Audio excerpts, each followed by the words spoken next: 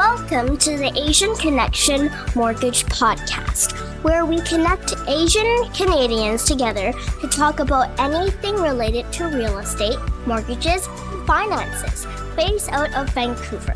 Our host is John Lee, mortgage broker with Arise Mortgage. Grab a bubble tea and enjoy the episode.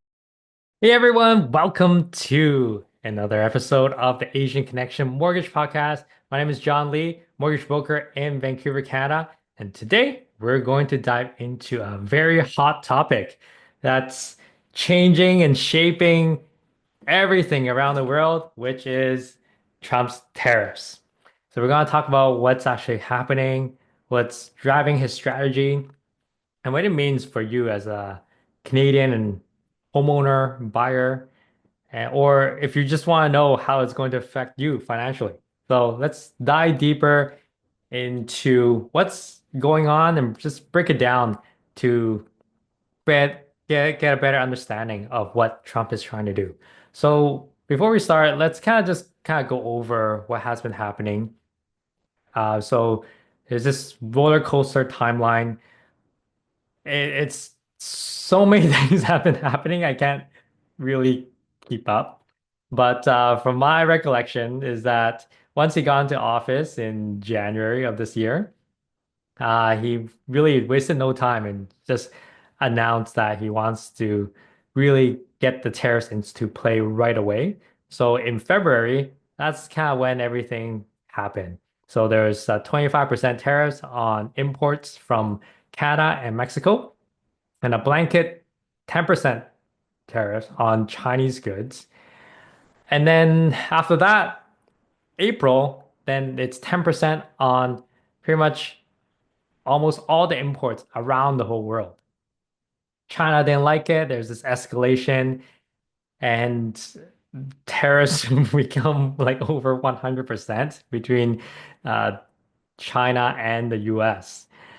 And markets didn't take this lightly. It was confused, it was shocked, and global markets and the stocks just went down, it tumbled.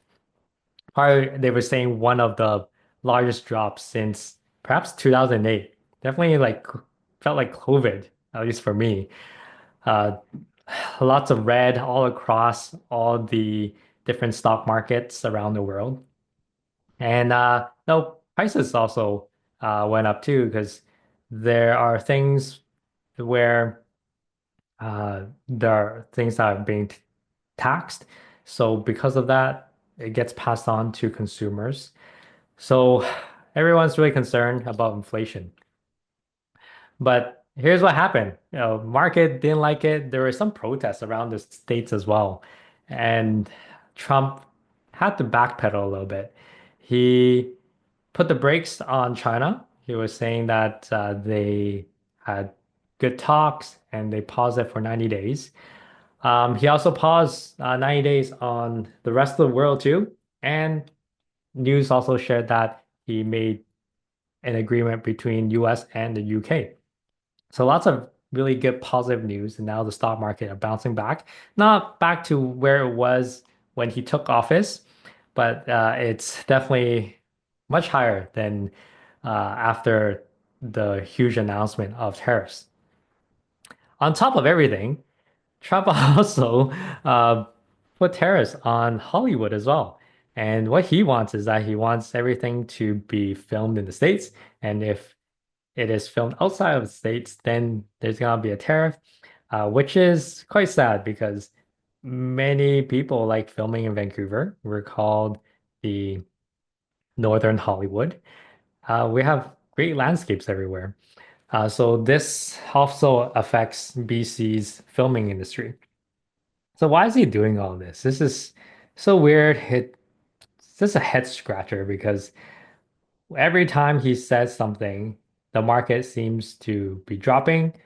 Americans are feeling it as well.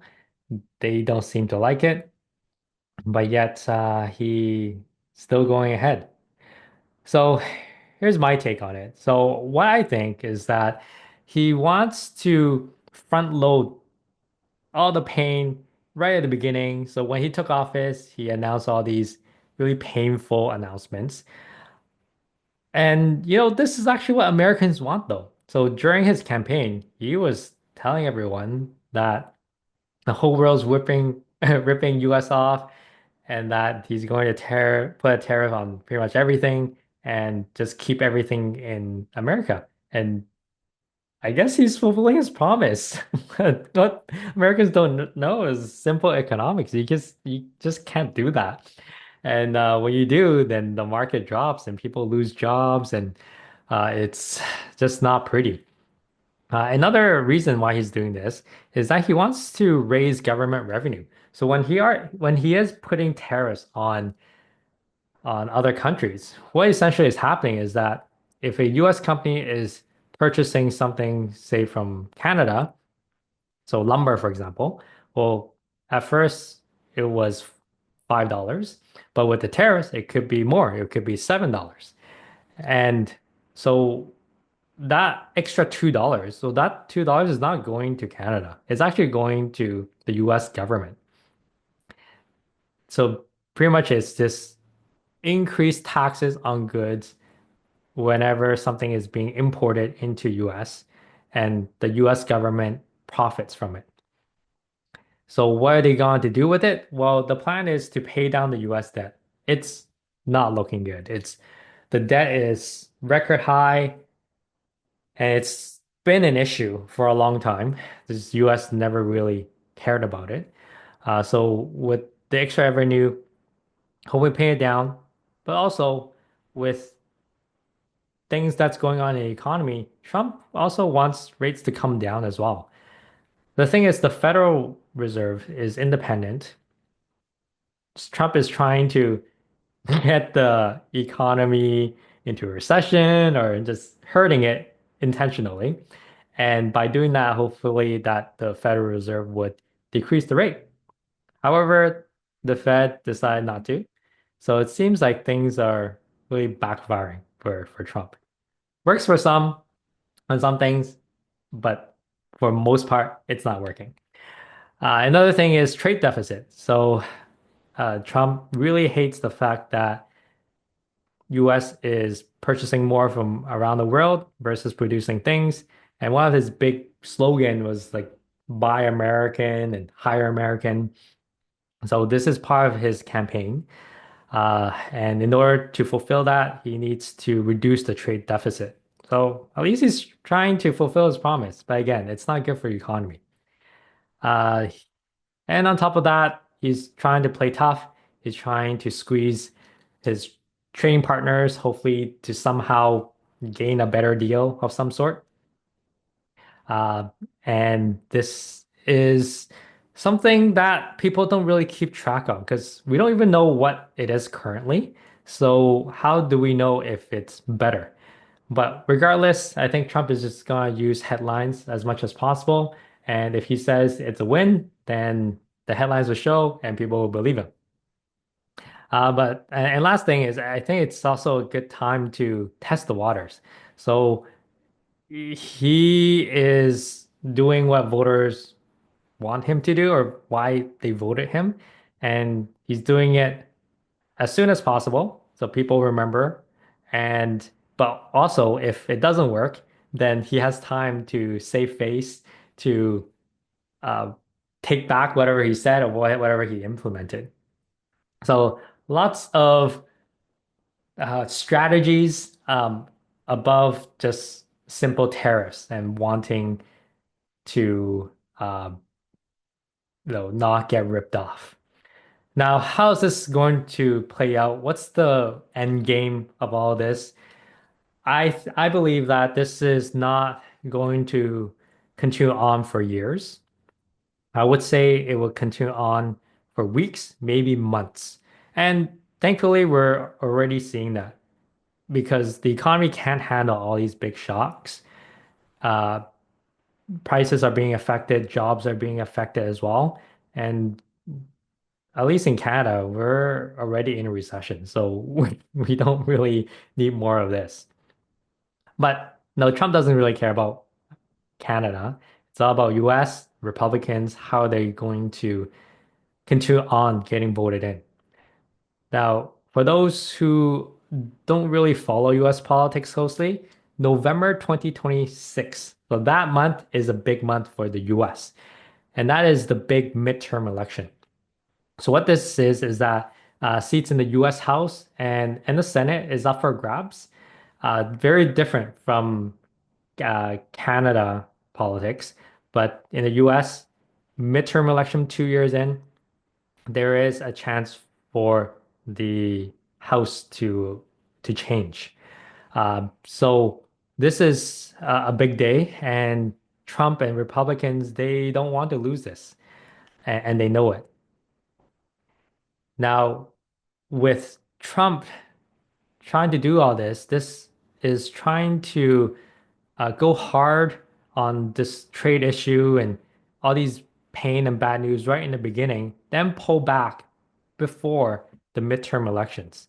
So my prediction is that I don't know when this is all going to end, but it will end very soon, especially sometime about 6 months. So say early on 2026, uh, before the midterm election.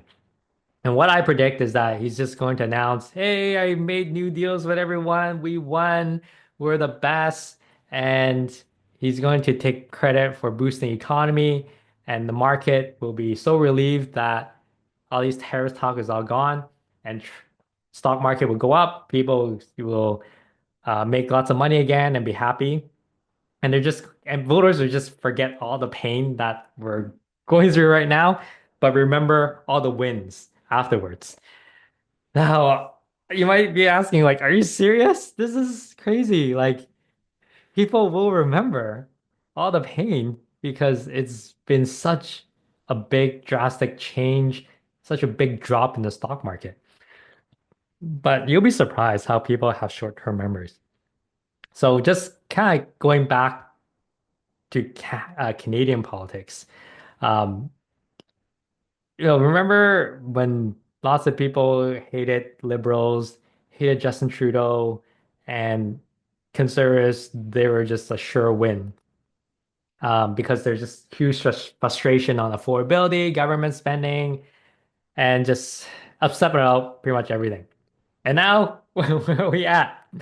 So all these headlines, they faded. Liberals won the recent election with a minority government, and they were very close to a majority. Like that's how quick people forget. Because Justin Trudeau left, and then Carney came in for like 2 or 3 months, and people were just like, "Oh, I guess the liberals are all good again." So you'll be surprised how people's anger can fade. Uh, Politics can move really quickly. So this is my take on what will happen. Eventually, these headlines will change, and stock market will continue to go up, reach new highs. So make sure you stay invested. Don't sell, especially when you're at a loss. Now, how does this all affect Canadian homeowners with a mortgage or people who are looking to buy? So if you do have a mortgage, you're a homeowner, you have a fixed rate, and if you're renewing soon, make sure you talk to a mortgage broker as soon as possible because fixed rates can go up or down. So you really want to ensure that uh, you lock in a rate. And with these tariff talks still ongoing, tariffs do encourage inflation. And when there's inflation, rates do need to go up. So fixed rates is based on expectation of what will happen in the future. And because expectation is that rates will go up, that's why there is a trend of fixed rates going up. Variable, on the other hand, uh, is coming down because as of today, Canada is not doing so well. We're probably in it feels like a real recession right now. Lots of slowdown, and rates needs to come down by 0.25 to 0.5% by the end of this year to continue to stir up the economy and get things going. Bank of Canada is very concerned about people losing their job. That's a huge crisis. And if you compare that to inflation, inflation is really secondary. So even though if there are issues with inflation, they may still decrease rate, similar to COVID. Despite inflation issues, they're still gonna decrease rates and then worry about inflation later. Now, for those who are purchasing a home, you get a pre-approved as soon as possible. Lock in the rate. Like I said, if you're looking to fixed rates uh, are anticipating to increase. So if you're locking the rate, you can lock in for 120 days, which is perfect if you're looking to buy in like 3 or 4 months. Also, just make sure you review your budget, your job as well. Like if your job is in an industry that is affected by the tariffs, you probably don't want to make any big purchases at this time before there's more certainty. But there are also lots of jobs that aren't affected, and just make sure you do your due diligence and to make sure that you are in a financially sound position to purchase a place. So rate outlook, I kind of mentioned it before. Like I said, fixed rates, it's going to be trending upwards. Variable rate by end of this year, trending downward in the future, it's expected to rise.